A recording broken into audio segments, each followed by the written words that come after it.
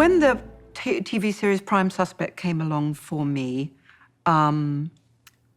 it was groundbreaking in many ways, although in reality, in the real world, that particular ground of women trying to break glass ceilings in their various professions it was at least, let's say, 10, 15 years out of date.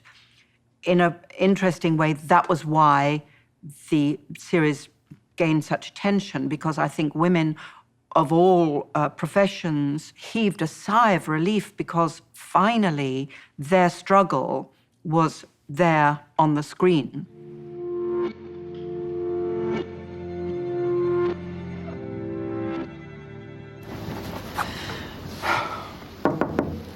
Come in. Hello, Jane. This may not be the right time, sir, but under the circumstances, I'm not quite sure when would be the right time. I'm offering to take over the murder investigation. I don't have to tell you that I am qualified to handle this investigation and that I have been waiting for... Well, I don't have to tell you how long. 18 months. And in that time, I've had to handle more paperwork than I did at Reading for my whole 5 years dealing with sex cases. I know DCI Shefford was at a crucial stage of the investigation. I have to see his wife this afternoon. Don't expect me to make any decisions now. This is not the right time. Well, when is the right time? Look, I am the only officer of my rank who's continually overstepped, sidestepped, whatever. Just give me the chance to prove that I can You don't have to prove yourself to me. In this particular scene, I have to play the righteous politeness, and because you're in the system, you have to be obedient to the system. You can't make waves, but you want to, make your case at the same time. So it was a sort of double-layered thing that was happening in the scene. And this, of course, is where the close-up is a wonderful thing, because you can play the subtleties of thought and of intention, whatever, emotion, whatever it is, in a close-up. And in that particular scene, I seem to remember a lot of it is in a wide two-shot. And then suddenly, as she's realizing that she's failing in her attempt to take over this case, and she's having to deal with her anger, her disappointment, her resentment, and her thought of, how am I going to get over this? I'm going to get over this in some way. Well, that's not enough, Michael. I'm getting sick to death of this so-called Metropolitan Police survey being thrown at me. So, all right, apparently 90% of the time the general public will prefer a male officer. But until one of us gets a chance to prove that survey is a biased, outdated load of old bullshit. Friend. A man who I respected highly died right there. And now, Inspector, is not the time to thrust your women's rights down my throat. I'll get back to you. And there the close-up is fantastic, because without any words, you can express all of those things. You have to think them, but you can express them.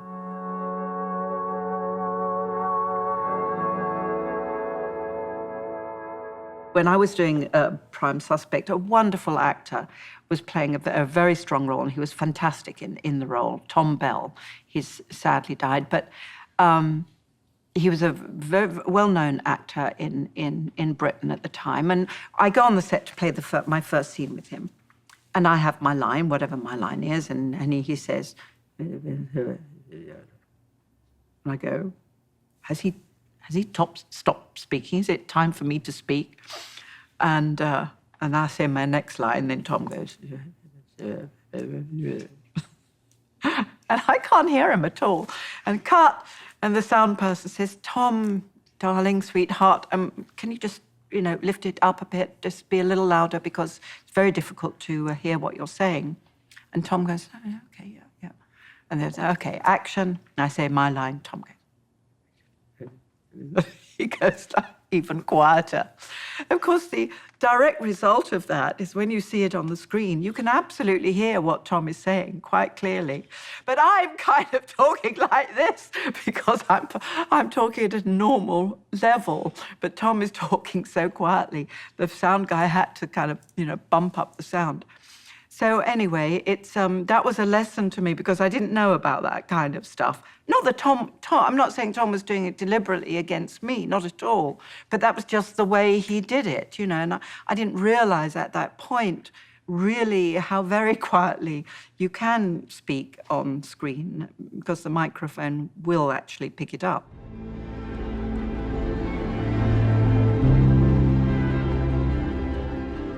Some filmmaking is very challenging. You might have a very long take where you have a lot of lines and maybe a lot of movement and a lot of marks to hit. If it's particularly difficult stuff to learn, which it often is, it's procedural.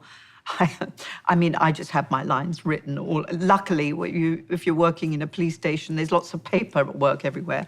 So I would, as the scene was being set up and I began to understand where the camera was, I would judiciously, in different places, write down, little pieces of dialogue that I thought maybe I was a little bit dodgy on, So, there are many, many tricks of the trade. I be friendly with your cameramen because you need them. I would put my lines up sort of just down there.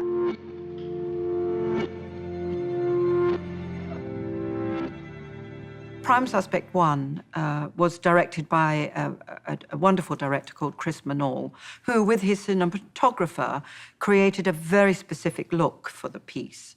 And that was very much part of why the piece was successful, was this extraordinary, at the time, very challenging, but very interesting way of shooting. He was working with a very long lens in a very low light. Now, any cinematographers here understand that means you have a very, very shallow field of focus. So you can literally, if I did this, literally that, on set, I'd be out of focus in some setups. And he would have a moving camera, this very slow, as this camera over here is moving very, very slowly, picking me up.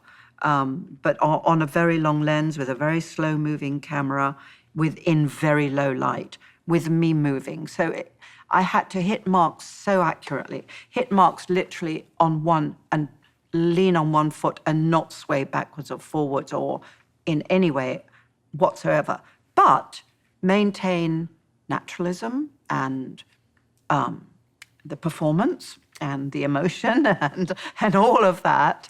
So there, again, is a very clear example of the two-track brain you have to have.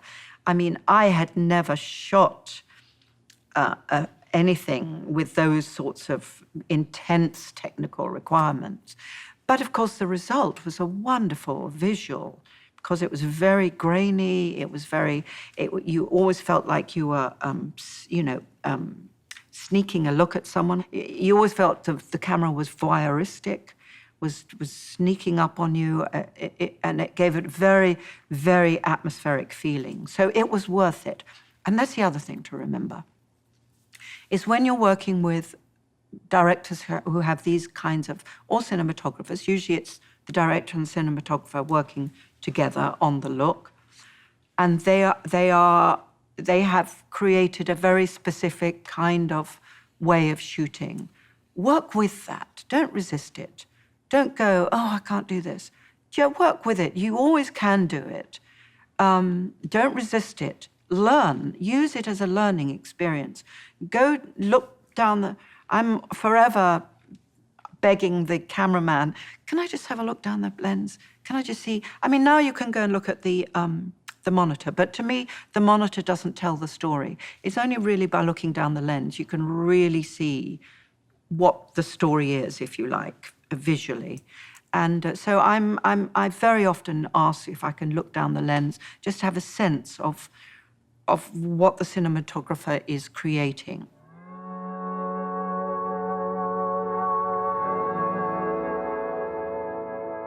I think if you're lucky enough to find yourself in a position, and maybe, you know, you guys will be out there creating your own product, if you like. And I do advise, as many of you who have the inspiration to do that, do so, because when you're not working and you're not practicing, and it's very debilitating, difficult, make your own product if you can. You know, find friends to work with. One's a producer, one's the director, and, you know, and a couple of you are the actors, and just make your own thing, whether anyone sees it or not. But what you will have at the end of that is a little piece of work that you can then show to a casting director. You know, you can do it nowadays with iPhones. You're in a much more advantageous position than I ever was in that respect. I don't know, you know, there've been whole movies made with, very good movies made with iPhones. So you're now in a position where you can actually create your own product. And in doing so, you will be your own producer, as I found myself, in a sense, on Prime Suspect. And there, for me, the most important thing, we had a great casting director, so that was taken care of.